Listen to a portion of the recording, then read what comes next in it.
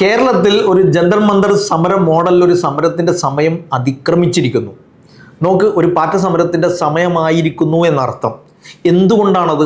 വിദ്യാർത്ഥികളും രക്ഷിതാക്കളും ശ്രദ്ധിക്കുക.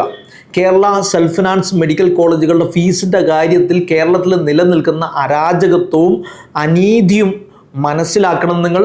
അതിനെതിരെ ഒരു സമരം നടത്തേണ്ട സമയം അതിക്രമിച്ചിരിക്കുന്നു. ദൈവം കാത്തിട്ട് കേരളത്തിലുള്ള വിദ്യാർത്ഥി സംഘടനകൾ വിദ്യാർത്ഥികളുടെ അവകാശങ്ങൾക്ക് വേണ്ടി പോരാടുന്നു എന്ന് ഊറ്റം കൊള്ളുന്ന ആളുകൾ ഇതൊന്നും അറിഞ്ഞിട്ടേയില്ല. അവരുടെ ശ്രദ്ധയിൽപ്പെട്ടിട്ടില്ല. അവർക്ക് ഒരുപാട് 100 കൂട്ടം പണികൾ വേറെ കിടപ്പുണ്ട്. ഇപ്പം ഈ നമ്മൾ സാധാരണ നിരത്തുകളിൽ നിന്നുള്ള ഭയങ്കര അതിരൂക്ഷമായ സമരങ്ങളില്ലല്ലോ, അതൊക്കെ തീരുമാനമായി. കാരണം വിദ്യാർത്ഥികളുടെ കാര്യങ്ങൾ നോക്കാൻ അവർക്ക് സമയമില്ല. അവർക്ക് അവരുടെ കാര്യം തന്നെ നോക്കാനേ സമയമുള്ളൂ. ഒന്നും വിചാരിക്കരുത്, സങ്കടം കൊണ്ട് പറഞ്ഞു പോകുന്നതാണ്. നല്ല കഴിവുള്ള മെറിറ്റോറിയസ് ആയിട്ട് പഠിച്ച് 2-3 കൊല്ലം മെനക്കെട്ട് കഷ്ടപ്പെട്ട് മെഡിക്കൽ എൻട്രൻസ് എഴുതി വരുന്ന കുട്ടികൾ അനുഭവിക്കുന്ന മാനസിക ദുരന്തങ്ങൾ, സംഘർഷങ്ങൾ വർണ്ണിക്കാൻ പറ്റാത്തതാണ്. ഒരുപാട് കുട്ടികൾ ഇവിടെ വരുന്നതാണ്, അവരുമായിട്ട് സംവദിക്കുന്നതാണ്. എന്താണ് വിഷയം? നമുക്ക് മെഡിക്കൽ എൻട്രൻസ് എഴുതി ക്ലിയർ ചെയ്ത് നല്ല റാങ്ക് വാങ്ങി വന്നാൽ ചുണ്ടിനും കപ്പിനും ഇടയിൽ അവസരം നഷ്ടപ്പെടുന്ന ഒരുപാട് വിദ്യാർത്ഥികളുണ്ട്. ഒരു 2300, 2400 റാങ്കിനുള്ളിൽ വന്നു കഴിഞ്ഞാൽ ഗവൺമെൻറ് കോളേജുകളിൽ മുസ്ലിം മെറിറ്റിലും ഈഴവ മെറിറ്റിലും കിട്ടും. ജനറൽ മെറിറ്റുകാരുടെ കാര്യമാണ് കഷ്ടം. അവർ ആകെ 1100 റാങ്കിനുള്ളിൽ വന്നാൽ മാത്രമേ ഗവൺമെൻറ് മെഡിക്കൽ കോളേജുകളിൽ സീറ്റ് കിട്ടുള്ളൂ. ഈ ഗവൺമെൻറ് മെഡിക്കൽ കോളേജുകളിൽ കഴിഞ്ഞ കൊല്ലം കിട്ടിയ 2394 എന്ന് വിചാരിക്കാം. 2394 മുസ്ലിം മെറിറ്റുള്ള ആൾ കിട്ടിയത് എങ്കിൽ 2395 സെൽഫ് ഫിനാൻസ് കോളേജിൽ പോയി പഠിക്കണം. ഈ സെൽഫ് ഫിനാൻസ് കോളേജിലെ ഫീ എത്രയാണ്? 85% സീറ്റുകൾക്കും 7.5 ലാക്സ് മുതൽ 9.3 ലാക്സ് വരെയാണ്.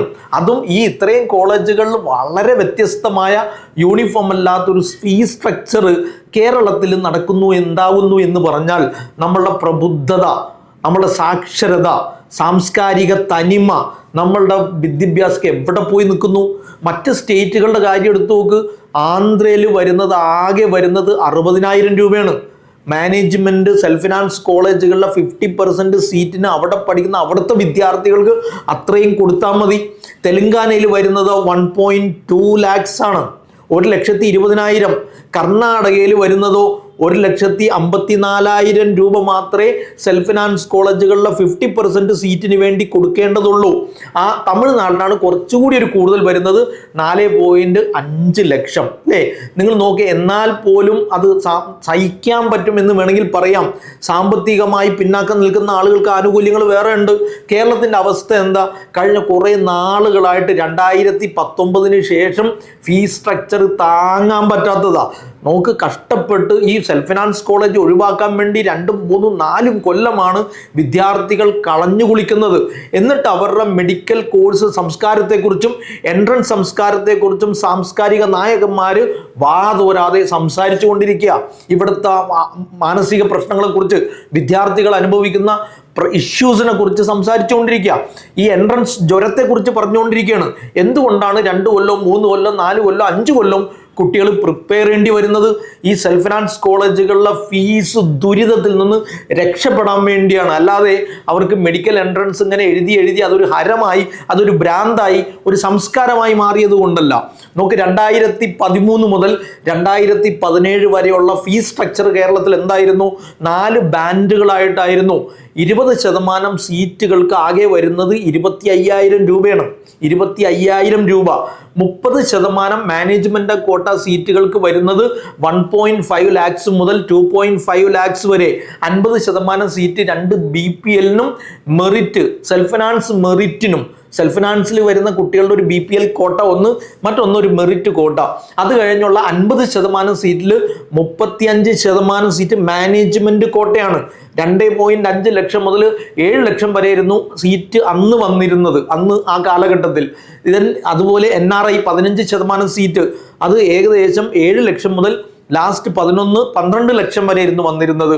എന്ന് വെച്ചാൽ 50% സീറ്റുകളിൽ കഴിവുള്ള കുട്ടികൾക്ക്, പഠിക്കാൻ താല്പര്യമുള്ള കുട്ടികൾക്ക്, എൻട്രൻസ് എഴുതി വരുന്ന കുട്ടികൾക്ക് മെറിറ്റ് കോട്ടയിൽ വളരെ കുറഞ്ഞ ഫീസിന് പഠിക്കാനുള്ളൊരു അവസരം ഉണ്ടായിരുന്നു എന്നുള്ളതാണ്. ആ അവസരം മുഴുവൻ നശിപ്പിച്ച് തച്ചുടച്ച് വലിയൊരു ഫീസിലേക്കാണ് എന്ത് ചെയ്തത്? 2019 മുതൽ എല്ലാ സീറ്റും ഏകീകരിച്ച് ഒന്നാക്കി 4.5 ലക്ഷം മുതലാണ് എന്ത് ചെയ്തത്? അങ്ങോട്ടേക്ക് ഫീസ് വെച്ചത്. ഇടക്കാലത്ത് കണ്ണിൽ പൊടിയിടാൻ വേണ്ടി BPL അപേക്ഷിക്കുമ്പോൾ, ഫീസ് കൊടുക്കുമ്പോൾ എല്ലാവരും ഒരേ ഫീസ് കൊടുക്കുക, എന്നിട്ട് പിന്നീട് BPL കാർക്ക് ഒരു 20% സീറ്റ് മാറ്റി വെക്കുന്നു എന്നൊക്കെ പറഞ്ഞുകൊണ്ട് BPL വിളിക്കുന്നു. നാട്ടുകാരെ മുഴുവൻ, കഷ്ടപ്പെട്ടു വരുന്ന വിദ്യാർത്ഥികളെ മുഴുവൻ അപമാനിക്കുന്ന രീതിയിൽ ഒരു 40 പോയിന്റ് BPL സ്കോളർഷിപ്പ് കോട്ട സിസ്റ്റത്തിന് വേണ്ടി 40 പോയിന്റ് സിസ്റ്റം. കുട്ടി ദരിദ്രനാണ്, സാമ്പത്തികമായിട്ട് പിന്നാക്കം നിൽക്കുന്നവനാണ്, വീട്ടിൽ മാറാരോഗമുള്ള ആളുകളാണ്, ഓലപ്പരയുള്ള ആളുകളാണ്, 1000 സ്ക്വയർ ഫീറ്റിന്റെ താഴെയുള്ള ആളുകളാണ് എന്നൊക്കെ സ്വയം പ്രഖ്യാപിച്ച് ഒരു 40 പോയിന്റിൽ എത്തിക്കഴിഞ്ഞാൽ ഔദാര്യം എന്ന നിലക്ക് ഒരു BPL കോട്ട സ്കോളർഷിപ്പും കൊടുക്കും. അതിനുവേണ്ടി ഈ മുഴുവൻ കോളേജുകളുടെയും സർക്കാരിൻ്റെയും തിണ്ണകളിൽ കയറി ഇറങ്ങുക വിദ്യാർത്ഥികൾ, നിരാശരായി മാനസിക പ്രശ്നങ്ങൾ നേരിട്ട ഒരുപാട് വിദ്യാർത്ഥികൾ നമ്മുടെ നാട്ടിലുണ്ട്. ഇതിനെതിരെ പ്രതികരിക്കേണ്ട സമയം അതിക്രമിച്ചിരിക്കുന്നു. ഒരു വിദ്യാർത്ഥി വിചാരിച്ചാൽ നോക്ക്, നമുക്ക് കൂട്ടമായിട്ട് ഇതിനെതിരെ പ്രതികരിച്ച് ഫീസ് മിനിമം 50% സീറ്റുകളിലെങ്കിലും സെൽഫ് ഫിനാൻസ് കോളേജുകളിൽ മെറിറ്റ് കോട്ട കൊണ്ടുവരണം. അതിനൊരു ഫീ നിശ്ചയിക്കട്ടെ. ആ ഫീ സാധാരണക്കാരായ വിദ്യാർത്ഥികൾക്ക് താങ്ങാൻ പറ്റുന്നതായിരിക്കണം. 50% ഫീലും 35% മാനേജ്മെന്റ് കോട്ടയും 15% NRIയും വാങ്ങി എത്ര വേണമെങ്കിലും വാങ്ങി തിന്നോട്ടെ എന്ന് നമുക്ക് വേണമെങ്കിൽ പറയാം.